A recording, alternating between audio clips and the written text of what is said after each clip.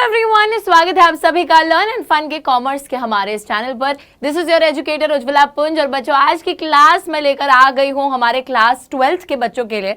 और बहुत टाइम से क्लास 12th के बच्चे जो थे वो इंतजार कर रहे थे कि कब हमारे सेशन के लिए भी क्लासेस आएंगी, क्योंकि सिर्फ 11th के लिए अभी तक हम लोग इकोनॉमिक्स की क्लास लेकर आए थे। लेकिन आज फाइनली बच्चों मैंने सोचा क्यों नहीं, बच्चे इतने टाइम से डिमांड कर ही रहे हैं, तो चलो यार फटाफट से चलते हैं और क्लास 12th को भी पढ़ा देते हैं। तो आज मैं लेकर आ गई हूं हमारी इंडियन इकोनॉमिक्स की बुक का सबसे पहला चैप्टर, जिसका नाम है Indian economy on the eve of independence. बहुत ही प्यारा सा चैप्टर है और पूरी ये जो किताब है इंडियन इकोनॉमिक्स की, बहुत ही प्यारी सी किताब है बच्चों।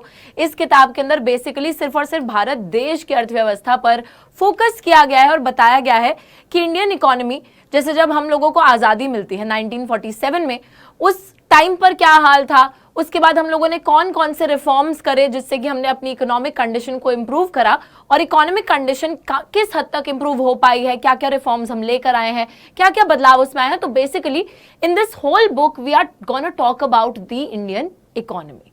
ठीक है, बस यही पूरी बात है। और ये वाला जो चैप्टर है ये बात करता है on the eve of independence. तो आपने तो अभी तक बर्थडे ईव मनाई होगी, है ना। बर्थडे से एक दिन जो पहले होता है उसको ईव बोलते हैं हम लोग। तो यहाँ पे ईव ऑफ इंडिपेंडेंस यानी कि आजादी से एक दिन पहले की क्या कहानी थी, हमारी इंडियन इकोनॉमी किस तरीके से परफॉर्म कर रही थी before the independence also. So that is what we are gonna सी।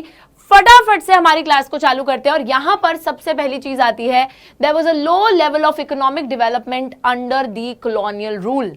अब बच्चों ये कोई बात नहीं तो है नहीं, हमें पता है कि ब्रिटिशर्स कितने ज्यादा महान थे। ब्रिटिशर्स जो थे उन्होंने इंडियन इकोनॉमी को तहस नहस कर दिया था, है कि नहीं। बचपन से क्लास 6th से 7th 8th आप यही पढ़ते हुए आ रहे हो कि कॉलोनियल रूल ने किस तरीके से हमारी इंडियन इकोनॉमी को इंपैक्ट करा था।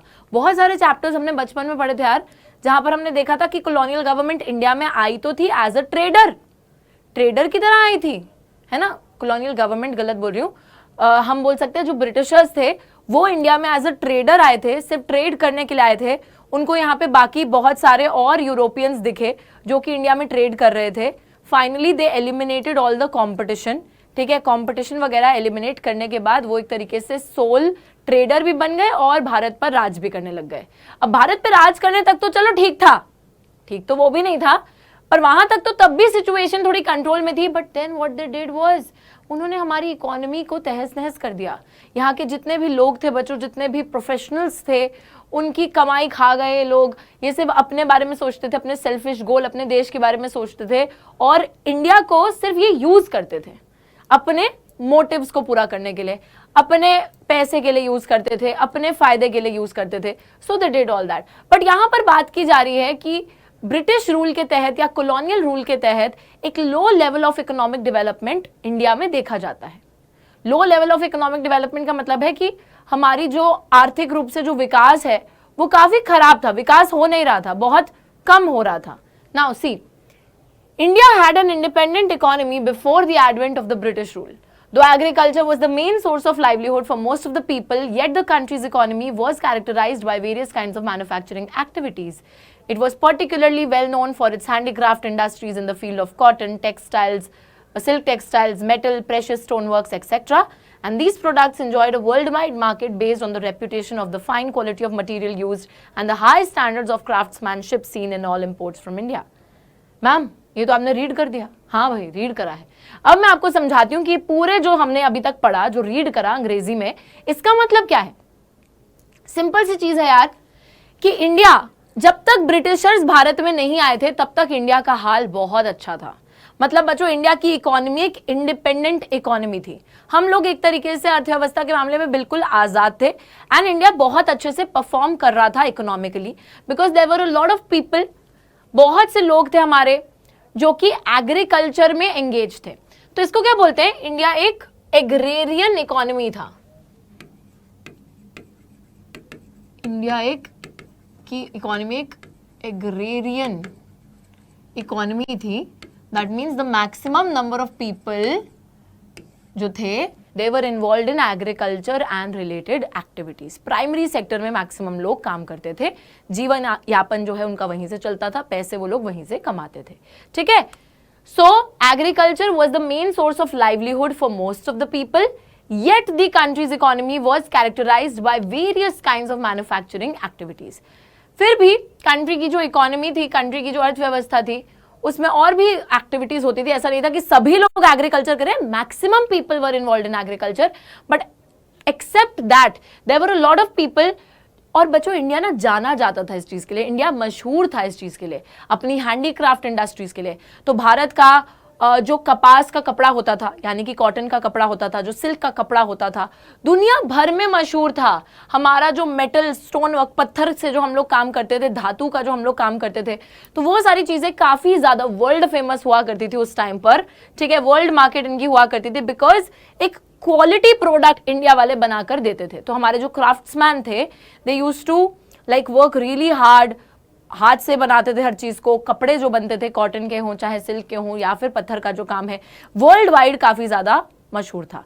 और ऐसे जाना जाता था कि like this is a very fine quality of cloth, very fine quality of stone work and high standard देखा जाता था उस चीज का. बहुत सारी चीजें जो है, ओके, तो इंडिया से लोग बहुत अपने देशों में इंपोर्ट कराते थे सामान को. Economic policies pursued by the colonial government in India were concerned more with the protection and promotion of the economic interests of their home country than with the development of the Indian economy. लेकिन जैसे ही Britishers Bharat में rule करने के लिए आते हैं, तो बच्चों वो अपने सेल्फ इंटरेस्ट पे काम करने लगते हैं. सेल्फ इंटरेस्ट पे काम करने का मतलब है कि they were just thinking about their country, they were just thinking about Britain, कि ब्रिटेन में हम लोग और कैसे पैसा लेकर आए, ब्रिटेन में हम और कैसे कमाएं, वो सारी चीजें. ठीक है, तो वो अपने इकोनॉमिक इंटरेस्ट को पूरा करने में ज्यादा इंटरेस्टेड थे, अपने ट्रेड को करने में ज्यादा इंटरेस्टेड थे, खुद पैसा कमाने में ज्यादा इंटरेस्टेड थे. They didn't care about India. They transformed our country into a supplier of raw material and a consumer of finished industrial products from Britain. And also they never made any sincere attempt to estimate India's national and per capita income. देखो, अब यहां पर ना हम देखते हैं कि एक टाइम पे बिफोर और आफ्टर बताएंगे. पहले क्या होता था कि इंडिया के अंदर बहुत सारा सामान बन रहा था, बहुत सारे फिनिश्ड प्रोडक्ट्स बन रहे थे. कॉटन का कपड़ा, सिल्क का कपड़ा, precious stone works, metal works, all of these things. A lot of our craftsman were engaged in these activities. और इसी वजह से इंडिया से बन के सामान वर्ल्ड की अलग अलग कंट्रीज में जाता था, वर्ल्ड की अलग अलग कंट्रीज में जाता था. लेकिन यार फिर क्या हुआ? Scenario changed and after that what we see is कि ये रहा ब्रिटेन,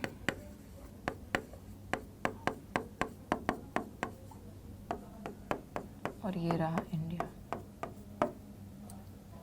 ठीक है, ब्रिटिशर्स आते हैं, भारत में राज करने लगते हैं, और हम लोग देखते हैं कि बच्चों ब्रिटिशर्स इंडिया को एक सप्लायर बना देते हैं सिर्फ कच्चे सामान का. अब यार खुद आप मेरे को एक बात बताओ कि अगर मैं आपको एक रॉ कॉटन, ठीक है, जो रॉ कॉटन होता है वो बेचूंगी, या फिर एक कॉटन का कपड़ा बेचूंगी, किस चीज की ज्यादा वैल्यू होती है? जाहिर सी बात है ना कि जो फिनिश प्रोडक्ट है उसकी ज्यादा वैल्यू होती है, उसका ज्यादा पैसा मिलता है. वहीं पे जो कॉटन का, अगर रॉ कॉटन की मैं बात करूं, कच्चे कपास की मैं बात करूं, तो उसकी वैल्यू इतनी ज्यादा नहीं होगी. जाहिर सी बात है, मतलब इसमें you don't even need 2 seconds to think about it. But Britishers ने क्या करा, क्योंकि ब्रिटेन के अंदर रॉ मटेरियल की जरूरत हुआ करती थी, ब्रिटिश इंडस्ट्रीज थी, ब्रिटिश इंडस्ट्रीज कॉटन टेक्सटाइल जो बनाने लगी. तो जब ब्रिटेन में इंडस्ट्रियलाइजेशन चालू होता है, तो वो लोग कहते हैं कि अब सारा का सारा जो सामान है, जो फिनिश प्रोडक्ट्स हैं, वो सिर्फ ब्रिटेन के अंदर ही बनेंगे, ब्रिटेन की इंडस्ट्रीज ही उन चीजों को बनाएंगी. तो यहाँ पर अब वो इंडिया को एक तरीके से इंडिया से इंपोर्ट करवाने लग जाते हैं रॉ मटेरियल, और खुद जो फिनिश प्रोडक्ट होता है वो इंडिया में बेचने लग जाते हैं. रॉ मटेरियल यहां से मंगवाते हैं, मतलब इंडिया को कम पैसा मिलता है, इंडिया के अंदर लोगों को कम पैसा मिलता है, क्योंकि इंडिया के लोग सिर्फ और सिर्फ रॉ मटेरियल बेच पा रहे हैं जो कि सस्ता है. और वहीं पे ब्रिटिशर्स जो हैं वो उसी रॉ मटेरियल को यूज करके फिनिश प्रोडक्ट्स में कन्वर्ट करके वही सामान इंडिया के पास भिजवा रहे हैं, और ज्यादा पैसा खुद की जेब में डाल रहे हैं, कमा रहे हैं. तो देखो इन्होंने क्या करा, इन्होंने एक तरीके से इंडिया, जो कि एक टाइम पे फिनिश प्रोडक्ट्स को बेचकर अच्छा खासा पैसा कमाता था, अपनी क्राफ्ट्समैनशिप के लिए जाना जाता था, बहुत ज्यादा वर्ल्ड फेमस उसके प्रोडक्ट्स थे, उन सभी मार्केट को गिरा दिया. इंडिया को एक तरीके से एक एक्सपोर्टर बना दिया रॉ मटेरियल का और एक इंपोर्टर बना दिया फिनिश प्रोडक्ट्स का, ताकि इनकी जेबें भर जाए, इनकी जेबों में ज्यादा पैसा आए फिनिश प्रोडक्ट्स को बेचकर, और इंडिया वालों के पास बिल्कुल पैसा ना रहे क्योंकि वो सिर्फ रॉ मटेरियल को बेच पाएंगे। So this is how they ruined our economy. This is, they are responsible यार, दे आर रिस्पॉन्सिबल। हमारे बहुत सारे जो क्राफ्ट्समैन थे, हमारे बहुत सारे जो टेक्सटाइल वर्कर्स थे, टेक्सटाइल इंडस्ट्रीज थी, उनके डाउनफॉल के लिए the Britishers are totally responsible. ठीक है, प्लस ना तो इन्होंने कभी ये कोशिश करी कि इंडिया के अंदर जो एवरेज इनकम होता है, जो पर कैपिटा इनकम होता है, हम उसको कैलकुलेट करें, या फिर जो हमारा एक तरीके से नेशनल इनकम है उसको कैलकुलेट करें। They never tried, they are like रहने दो, हमें क्या ही फर्क पड़ता है। ठीक है, so that's what they did. Now अब जरा बात करते हैं हमारे एग्रीकल्चरल सेक्टर की, यानी कि हमारा जो सेक्टर एक तरीके से एग्रीकल्चर पर डिपेंडेंट था। Indian economy under the British colonial rule remained fundamentally agrarian. About 85% of the country's population lived mostly in villages and derived livelihood directly or indirectly from agriculture. तो बच्चों आप देखिए कि ब्रिटिश रूल के दौरान हमारी मैक्सिमम जो इकोनॉमी थी, यानी कि इकोनॉमी का मतलब हो गया एक तरीके से जो कमाने वाले लोग थे, maximum of those people were involved directly और इनडायरेक्टली इन एग्रीकल्चर। ठीक है, 85% कंट्री की जो पॉपुलेशन थी, देश की जो जनसंख्या थी, वो गांव में रहती थी और उनका जो जीवन यापन चलता था वो एग्रीकल्चर से ही चलता था, चाहे डायरेक्टली चलता हो चाहे इनडायरेक्टली चलता हो। ठीक है, still the sector experienced stagnation and deterioration. यार इतने सारे लोग उस सेक्टर में काम कर रहे हैं, पूरी की पूरी, मतलब 85% तो यार पॉपुलेशन का एक बहुत बड़ा हिस्सा है ना, मैक्सिमम पॉपुलेशन है। इतनी सारी पॉपुलेशन काम कर रही है आपकी एग्रीकल्चरल सेक्टर में, लेकिन फिर भी उस सेक्टर को फेस करना पड़ रहा है एक स्टैग्नेशन और एक डिटीरियोरेशन। स्टैग्नेशन का मतलब है कि एक तरीके से रुक गई है इकोनॉमी, स्टैग्नेट हो जाना, रुक जाना, ना आगे नहीं बढ़ पा रही। और डिटीरियोरेट का मतलब होता है और नीचे धसे जा रही है। ठीक है, तो एक तो रुक गई, कुछ ग्रोथ नहीं हो रही, आगे नहीं बढ़ रहा है कुछ भी, और डिटीरियोरेट और होती जा रही है और खराब और होता जा रहा था सेक्टर। ठीक है, now what were the reasons for the stagnation. ये स्टैग्नेशन जो है बच्चों, अब ये क्वेश्चन पूछा जा सकता है यहां पर, वेरी इंपॉर्टेंट, कि हमारे एग्रीकल्चरल सेक्टर के अंदर हम लोगों को स्टैग्नेशन क्यों फेस करनी पड़ी, कि despite there were a lot of people, a majority of the population that was deriving their livelihood or that was dependent on their livelihood on agriculture, still we see that the agricultural sector faced a stagnation. What are the reasons for it? So then हमको वो reasons लिखने होंगे जो कि मैं अब आपको explain करने वाली हूँ। Various systems of land settlement that were introduced by the colonial government are a major reason. तो land settlement के बहुत सारे systems इन्होंने इंट्रोड्यूस करे थे हमारी कॉलोनियल गवर्नमेंट ने, यानी कि ब्रिटिश गवर्नमेंट ने इंडिया में, और एक तरीके से वो एक बहुत बड़ा रीजन थे जिसकी वजह से हमको स्टैग्नेशन एग्रीकल्चरल सेक्टर में देखने को मिलता है। लैंड सेटलमेंट सिस्टम का एग्जांपल है बच्चों यहां पर जमींदारी सिस्टम।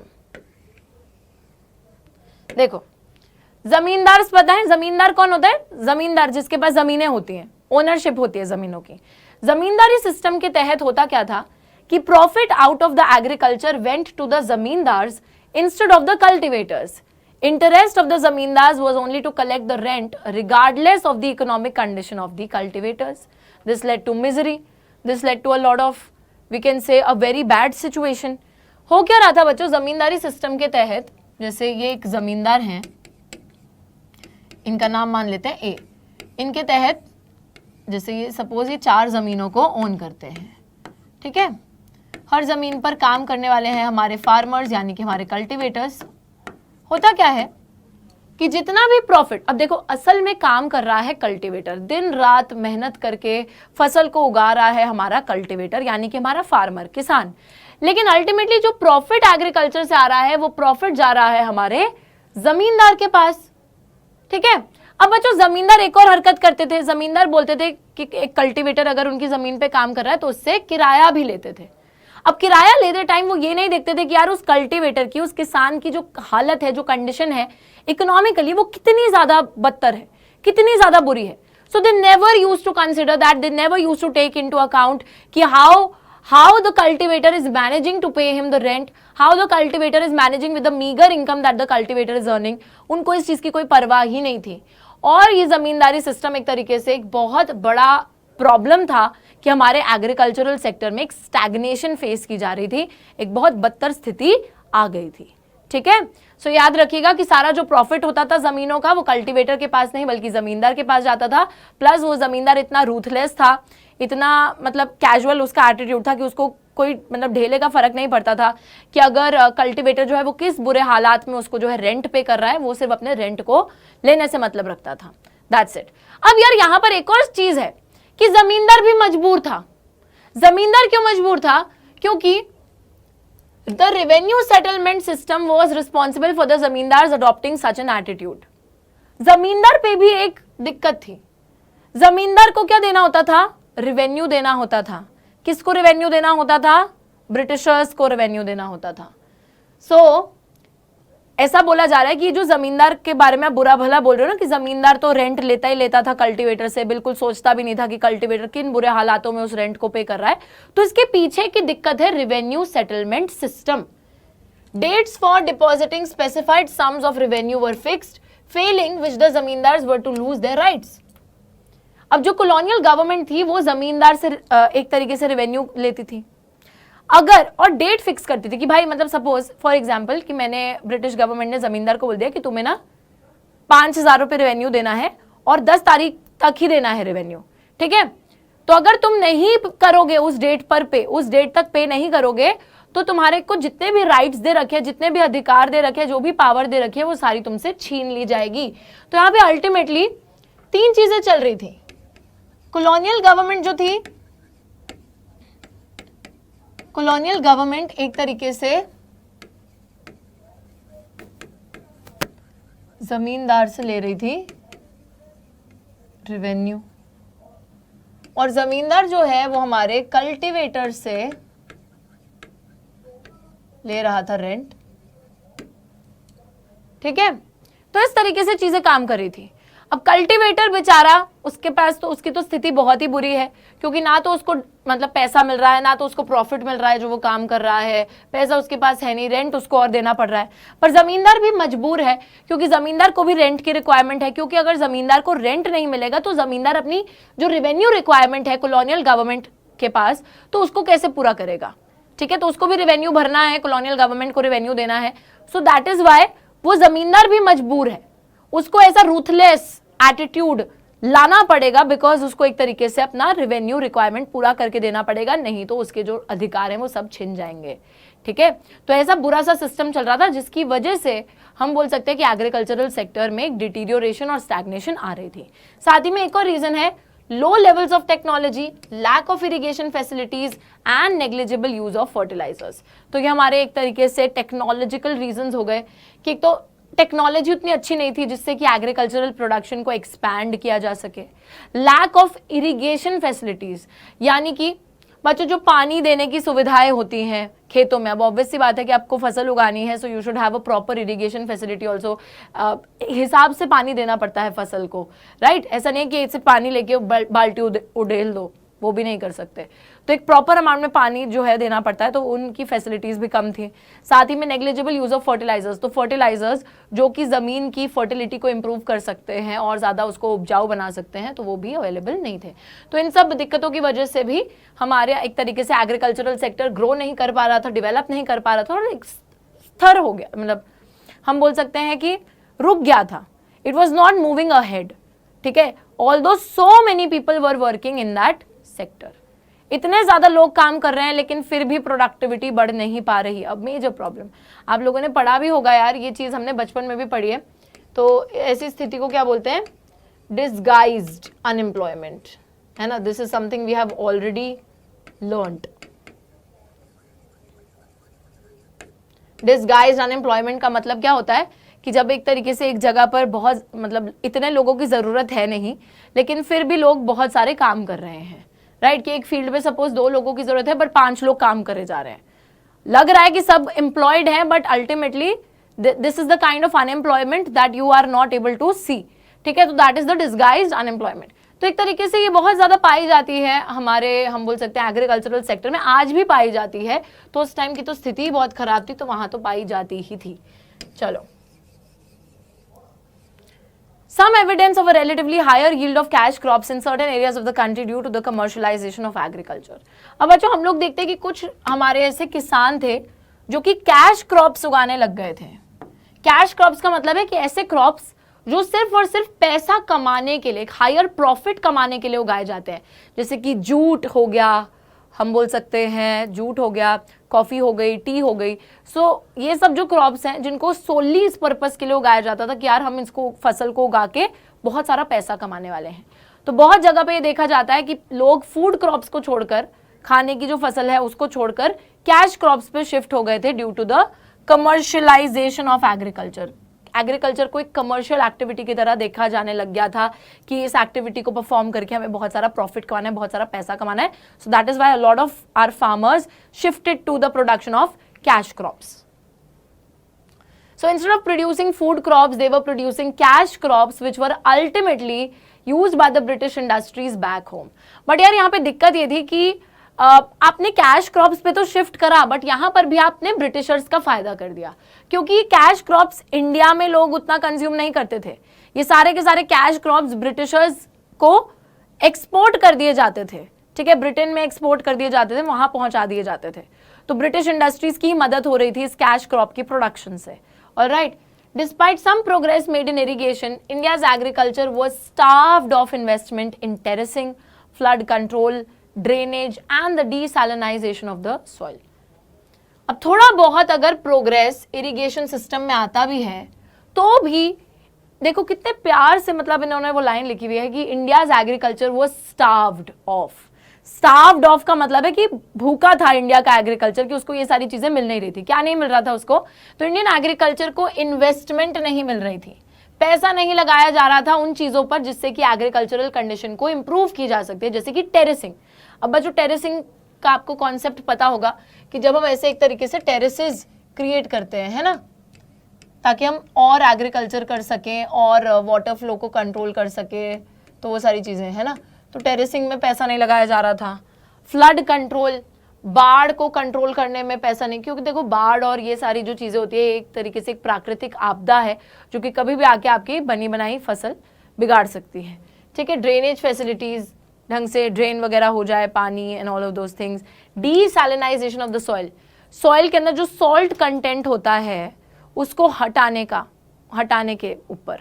तो इन सब चीजों पर पैसा नहीं लगाया जा रहा था, जिसकी वजह से ऑल्दो अगर आपने इरिगेशन इंप्रूव करा भी, स्टिल उससे ज्यादा फायदा हमारे एग्रीकल्चर को हो नहीं रहा था. So a large section of the tenants, small farmers, share croppers neither had resources and technology nor had the incentive to invest in agriculture.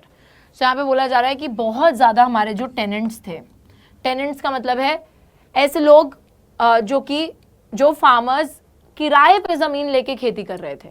जैसे जमींदार होते थे ना, जमींदार से जमीन ले लेते थे किराए पे, उनको हर महीने किराया देते थे. तो बहुत सारे टेनेंट्स थे. स्मॉल फार्मर्स जिनके पास जो लैंड होल्डिंग होती है, जो जमीन होती है वो बहुत ही कम होती है, लैंड साइज बहुत कम होता है. शेयर क्रॉपर्स का मतलब है ऐसे लोग जो कि एक तरीके से और बाकी फार्मर्स के साथ मिलजुल कर फार्मिंग करते थे. तो इन सब लोगों के पास ना तो रिसोर्सेज थे, ना तो टेक्नोलॉजी थी, ना तो पैसा था ताकि वो एग्रीकल्चर में इन्वेस्ट करके कुछ बड़ा कर सके या कुछ प्रोडक्शन को इंप्रूव कर सके या फिर अपनी हालत को सुधार सके. They didn't have the money. Alright, तो यार फटाफट से यहाँ पर एक बारी हम लोग रिकैप करेंगे कि हमने जो भी पढ़ा है, ठीक है, ताकि हम अगली क्लास तक कनेक्ट कर सके चीजों को. सो यहाँ पर बात की जा रही है, ऑब्वियस सी बात है, हमारे कॉलोनियल रूल. बच्चों देखो, इंडिया की इकोनॉमी कि जब हम शुरुआत करते हैं इंडियन इकोनॉमिक्स को पढ़ना तो हम लोग अपने इंडिपेंडेंस के टाइम से करते हैं. तो उससे पहले बैकड्रॉप क्या था, क्या सिनेरियो था, इस चीज को हमने समझा. हमने देखा कि कॉलोनियल गवर्नमेंट इंडिया में जब नहीं आई थी उससे पहले इंडिया के अंदर हालात काफी अच्छे थे. यहाँ पर एक तरीके से बहुत ज्यादा क्राफ्ट्समैन थे जो कि काम किया करते थे, कपड़े बनाया करते थे, कपड़े बुना करते थे, मेटल वर्क, स्टोन वर्क, ये सारी चीजें करते थे. और इन सब प्रोडक्ट्स की डिमांड वर्ल्ड वाइड बहुत सारी मार्केट्स में थी और इंडिया फिनिश प्रोडक्ट्स को बेचकर काफी पैसा कमाया करता था. बट जब ब्रिटिशर्स इंडिया में आते हैं तो सिर्फ उनको परवाह होती है अपने इंटरेस्ट से, अपने सेल्फ इंटरेस्ट, अपने सेल्फिश गोल से, अपने देश तक और अपने लोगों तक पैसा पहुंचाने से. तो हम लोग देखते हैं कि हमारी कॉलोनियल गवर्नमेंट ऐसी इकोनॉमिक पॉलिसीज फॉलो करती है जो कि सिर्फ उनके इकोनॉमिक इंटरेस्ट को प्रमोट करती है और इंडिया की डेवलपमेंट को तो वो बिल्कुल नजरअंदाजी करते थे, देखते नहीं है. तो ब्रिटेन ने एक बहुत ही घटिया चीज जो करी थी इंडिया के साथ वो ये था कि इंडिया को उन्होंने एक सप्लायर बना दिया रॉ मटेरियल का, कच्चे सामान का, ताकि इंडिया के पास कम पैसा है और इंडिया को एक तरीके से फाइनल डेस्टिनेशन बना दिया, है ना, कंज्यूमर बना दिया किसका, फिनिश्ड गुड्स का। तो सारे के सारे बने बनाए जो फिनिश्ड प्रोडक्ट्स ब्रिटेन से आते थे वो इंडिया में बेचे जाते थे ताकि ब्रिटिशर्स के पास ज्यादा से ज्यादा पैसा पहुंचाया जा सके। साथ ही में ब्रिटिशर्स ने per capita income, national income को कैलकुलेट करने की कोई भी कोशिश कभी भी नहीं की। उसी के साथ साथ हम लोग देखते हैं कि अगर हम अपने एग्रीकल्चरल सेक्टर की बात करें भारत की, तो भारत के अंदर 85% of the people they used to live in the villages, वो लोग गांव में रहते थे और डायरेक्टली और इनडायरेक्टली वो लोग एग्रीकल्चर पर ही इन्वॉल्व थे। लेकिन इतने ज्यादा लोगों की मौजूदगी होने के बावजूद हम लोग देखते हैं कि एग्रीकल्चरल सेक्टर काफी स्थगित था, वो आगे नहीं बढ़ पा रहा था और डिटीरियोरेट भी हो रहा था, यानी कि और खराब होता जा रहा था। तो रीजंस क्या थे स्टैग्नेशन के, इस डिटीरियोरेशन के? तो बहुत सारी लैंड सेटलमेंट पॉलिसीज जो कि ब्रिटिशर्स ने फॉलो करी थी, जिसमें से एक पॉलिसी थी जमींदारी सिस्टम की, जहां पे जमींदार होते थे जिनके पास जमीनें होती थी, उन जमीनों पर किसान काम करते थे। जमींदार को किसानों की कोई परवाह नहीं थी क्योंकि वो सारा प्रॉफिट खुद खा जाते थे और रेंट भी लेते थे कल्टिवेटर से उनकी स्थिति को बिना समझे। लेकिन जमींदार भी मजबूर था क्योंकि जमींदार को रेवेन्यू देना पड़ता था ब्रिटिशर्स को, वो भी एक फिक्स्ड डेट तक, क्योंकि अगर वो उस रेवेन्यू को नहीं भरते तो फिर ब्रिटिशर्स उनके राइट्स उनसे छीन लेते। साथ ही में low level of technology, lack of irrigation facilities, fertilisers का उतना ज्यादा इस्तेमाल नहीं, तो इन सभी चीजों की वजह से एक तरीके से सभी चीजों ने सोने पे सुहागा कर दिया हमारे इंडियन एग्रीकल्चर का और सत्यानाश करती गई सारी की सारी चीजें। साथ ही में हम लोग देखते हैं कुछ ऐसे फार्मर्स होते हैं जो कि कैश क्रॉप्स की टुवर्ड शिफ्ट करते हैं, बट अल्टीमेटली उनको ये नहीं पता था कि कैश क्रॉप से भी वो ब्रिटिशर्स का ही फायदा कर रहे हैं। कैश क्रॉप्स जो ये फार्मर्स प्रोड्यूस करते थे फूड क्रॉप्स को छोड़कर, ये अल्टीमेटली ब्रिटिश इंडस्ट्रीज द्वारा ही इस्तेमाल की जाती थी। ऑल्दो देखो कुछ कुछ प्रोग्रेस इरिगेशन में होता है, इंडिया का एग्रीकल्चर फिर भी लैक करता था इन्वेस्टमेंट में, बहुत सारी चीजों में। ठीक है, हमने फ्लड कंट्रोल में इन्वेस्ट नहीं करा, टेरेसिंग में, डिसैलिनाइजेशन, ड्रेनेज, इन सब चीजों में इन्वेस्ट नहीं करा, जिसकी वजह से अभी भी स्थिति खराब ही थी। फिर बच्चों बात करते हैं, देखो कैश क्रॉप्स प्रोड्यूस करने वाले फार्मर्स ऑब्वियसली वो लोग थे जो अफोर्ड कर सकते थे, राइट? जो बिग फार्मर्स थे, दोज हु हैड